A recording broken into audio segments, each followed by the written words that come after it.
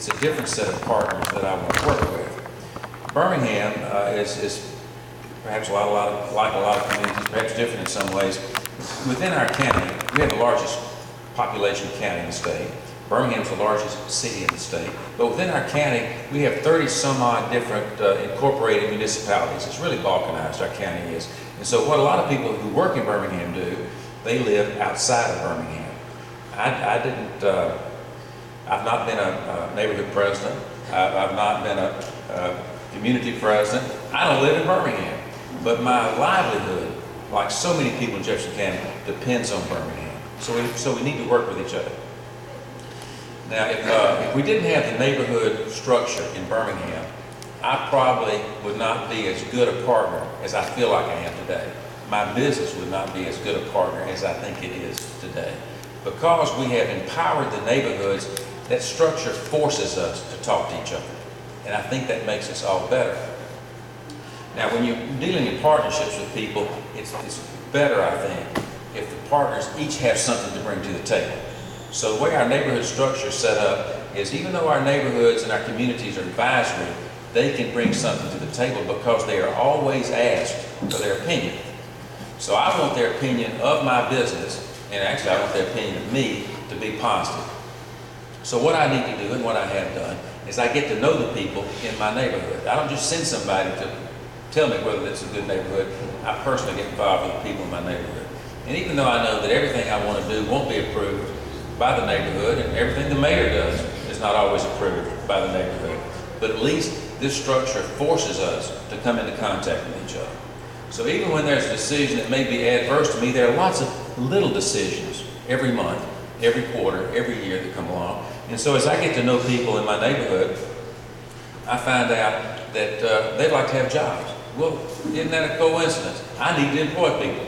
So it turns out that about 25% of the people that work at the hospital that I ran lived in that neighborhood, which was very good for me, because even though Birmingham doesn't get a lot of bad weather, we get some occasional snow. And when we do get bad weather, guess which 25% of my employees are able to show up for work? It's the ones who live around my business. Also, I serve about 25, 30, 35% of my patients, and my physicians' patients come from that neighborhood. They don't have to come to me. They don't have to shop with me, if you will. But they do because they feel a certain ownership of the business that's in their neighborhood. That's good for me. Of the 70 or 75% of my patients that come to me that don't live in that neighborhood, they get an impression of me by looking at the neighborhood. I want that impression to be positive. So what I've done is I put in 3 parks around my neighborhood that we use. The school children come and sit in the parks, and they have outside classes sometimes. We do those things to soften the margin between the commercial area and the residential area.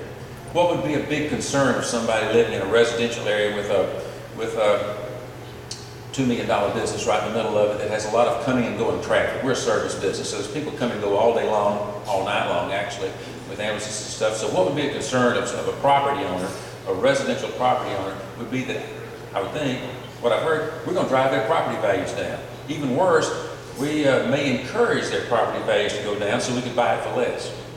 So what we need to do, we need to talk to each other. And what I've done a little bit is I bought 65 properties over several years and renovated them. Now we have a program in Birmingham, and I think you have one here in New Orleans, where the city will come in and tear down dilapidated buildings. But you can only tear down so many dilapidated buildings at a time. You don't need to tear down all buildings. So what we did is we tore down some buildings that were, we were in agreement with the neighborhood that needed to be torn down. We didn't just arbitrarily tear down this building, that building, Daddy's house, my sister's house. We tore down buildings that were an eyesore in the community, that the community wanted the city to take down, but we helped the city and the neighborhood take some of those things down because it served our purpose too. We renovated some buildings because we have a lot of housing inventory in our community that really has a lot of character, and even more character than perhaps the new houses that could be built. So we renovated some of those buildings, and we gave subsidies to any of our employees. We didn't just do it randomly, but any of our employees that would live in those houses, we subsidized it if they would move in. We subsidized it if they bought a house. We encouraged developers to build new structures in our community. So it kind of gave the sense to our partners, our neighbors, that we cared about them a little bit. As we cared about them, we said, what else would you like here in this neighborhood? Well, schools. Now, we have Birmingham school system that tries to do as much as it can for our students, but rather than say, well, that's their business, it's not our business, to be a good neighbor, we ask, well, what could we do to help the school that our neighbors send their children to? Sometimes we bought band equipment. Sometimes we bought copiers. Sometimes we bought school supplies, paper and pencils. It's not a big deal for us, but how would we know that we could help in that way if we had not been brought into contact with each other by this neighborhood association structure? It's a very positive thing. Now, I like to think that I'm somewhat of a do-gooder. There are other do-gooders in Birmingham that may be on the other side of town. But the fact that what I call my side of town, even though I don't live there, what I call my side of town comes into contact with other do-gooders in other parts of town, we build what? A community. We build a city. And we all bring something to the table that I think is very positive. So I think you start by empowering people, and what the mayor and others have said I think is very important. How do you grow leaders in your community? Now, somebody is going to be in a position of authority. That's just the way life is. Somebody is going to be placed in a position of authority. Isn't it better to grow it from the ground up with people that you know, that have proven themselves, maybe learned that the world is not quite what they thought it was before they got into a position of authority, learned how to work with other people, met people on the other side of town, different parts of town, that have similar responsibilities? I think it makes the overall community a lot better, business community and the lake community. Thank you. Okay. The mayor says about a meeting that I hosted. You've heard about the neighborhoods, 99 neighborhoods. You heard about how communities flow into neighborhoods. Well, there's more texture, and the life in Birmingham is more robust than just neighborhoods and communities. Of course, there are special interest groups. There's a group that is an environmental group that's interested in reclaiming a creek that meanders all through our county. And they're all different kinds of special interest groups. I know you have special interest groups here in New Orleans. So how do we get neighborhoods, communities, elected officials, and special interest groups together? What we did in our western part of town, there's a university there, and you have several universities here in New Orleans that could come together this same way. We hosted meetings of more combinations of people than just neighborhoods and communities. So it didn't meet quarterly, but it might meet 4 times a year. We would bring together on a home and away basis. We would host it at my hospital sometimes. Sometimes we host it at the college, Birmingham Southern College, a very well respected college, a very important anchor in the city of Birmingham, a very progressive president at that college. We would home and away, we would bring in, we would invite, and they were always good to come, mayor, city council people, neighborhood presidents, the person in charge of public works, Bill Gilchrist, who you have really an asset in having Mr. Gilchrist here in this community. We'd bring in police, we'd bring in fire departments, and we'd talk about what's going on in our community, not just our neighborhood. We would bring in several people that had an interest in our section of town. But it's hard to do that unless you have some building blocks. You know, as a business person, if you want to do something positive, and some don't, but if you want to do something positive, the question is, who do you do it positive with? Who's your partner? Who speaks for the neighborhood? Now, there are a lot of voices, and some voices that are the loudest don't really speak for the neighborhood. Some people that speak the loudest don't really give back to the neighborhood. So if you have a structure that's replicated all across your town, all across your city, it's easier to identify somebody that can be a good partner, that is recognized as a partner by your elected officials. Let me mention one other thing before I sit down. Is also, if a business is seen as having a lot of money, hospitals seem like they have a lot of money because you have a lot of expensive cars parked out in the parking lot. I'll just tell you that a lot of money flows through hospitals, but very little rubs off on its way through. It's kind of like a grocery store. People that come in through have money, people that work there have money, but the hospital stuff doesn't really have that much money left over, relatively. It does have some money, can do some things, but relatively the margins are very low. But they look wealthy. So what happens is we're always getting people call us, would you do this for us, would you do that for us, in a defensive way.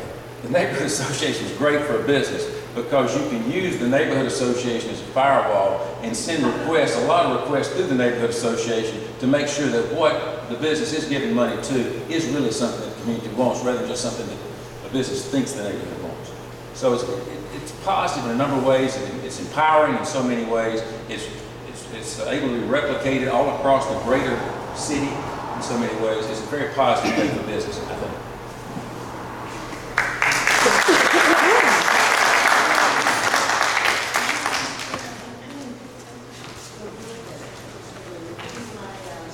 Yeah, I just want to recognize someone who's come in. That's Mr. Bill Gilchrist. Bill is the City of New Orleans. He's the Director of Place-Based Planning here, but he comes to us from Birmingham.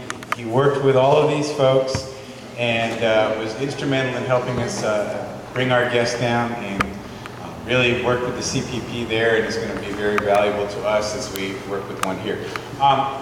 We'll take a few questions. Please try to be as quick as possible in stating your question, and we'll have some answers. We'll take a short break, and then we'll reconvene. So, David.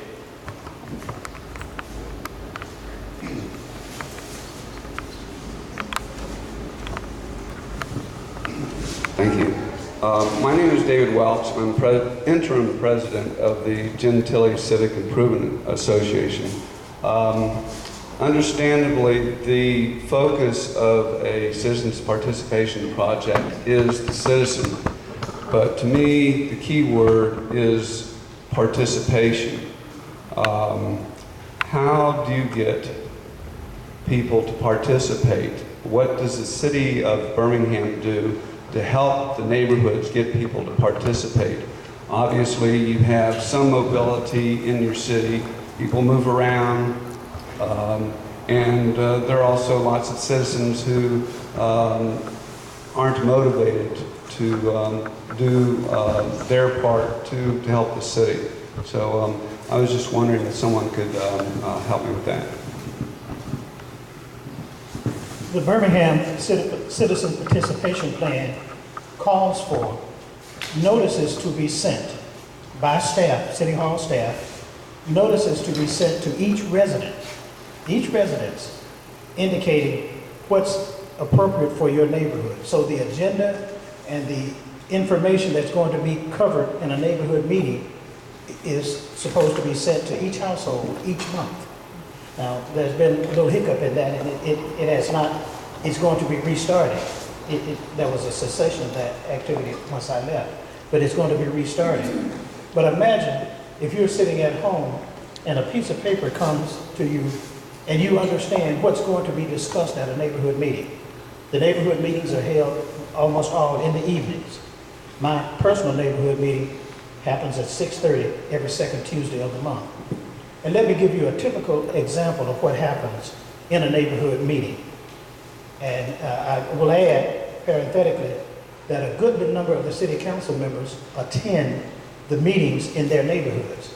Councilor Abbott has 13 neighborhoods in her district, and she attends each neighborhood meeting. But the typical agenda of my neighborhood, I live in an area called Bellevue Heights. We open, the president opens the meeting. We have a prayer. Now, although it's stated very poignantly in our directives that the neighborhood associations are apolitical, they cannot become involved in political activity. Cannot. They're enjoined from doing that. But we do have a prayer. And then we have the police department to come in. We have the fire department to come in. We have Public Works Department from the city of Birmingham, someone from Public Works to come in. And then we have the librarian, talk about things in the area, librarian come in.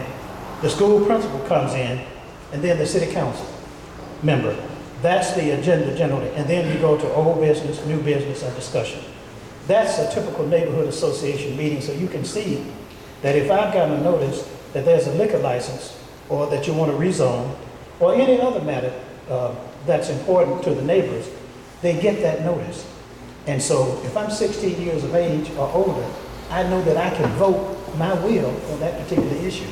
And so it kind of, it closes the loop on the knowledge gap. Yeah, in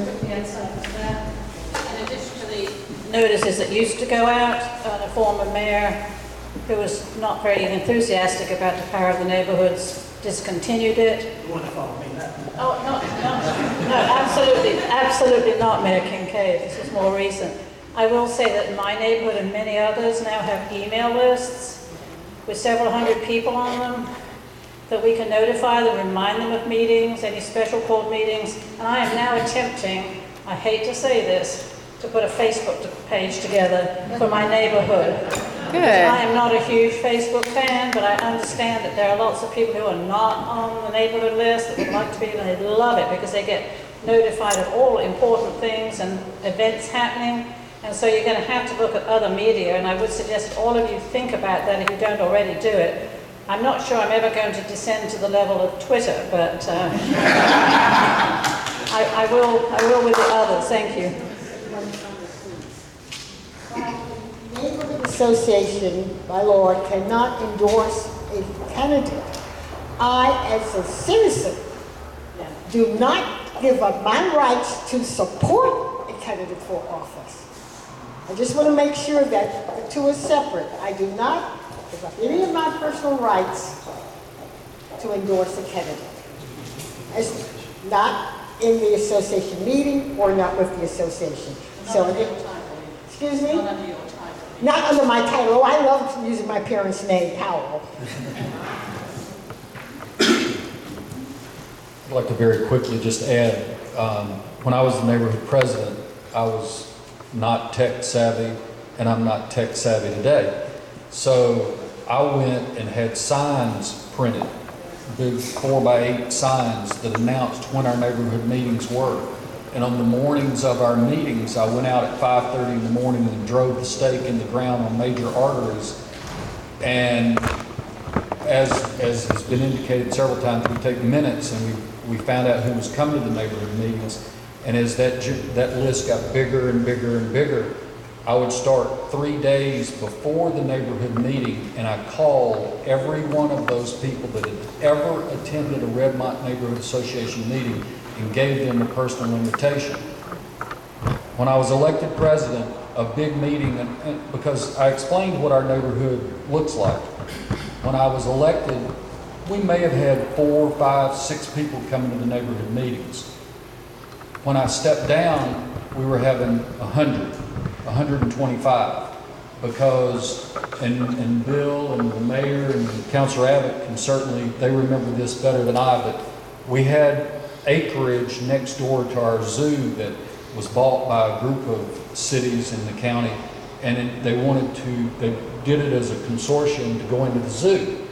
And there was also an apartment developer from Atlanta that wanted to put apartments nearby. And we don't have apartments there today.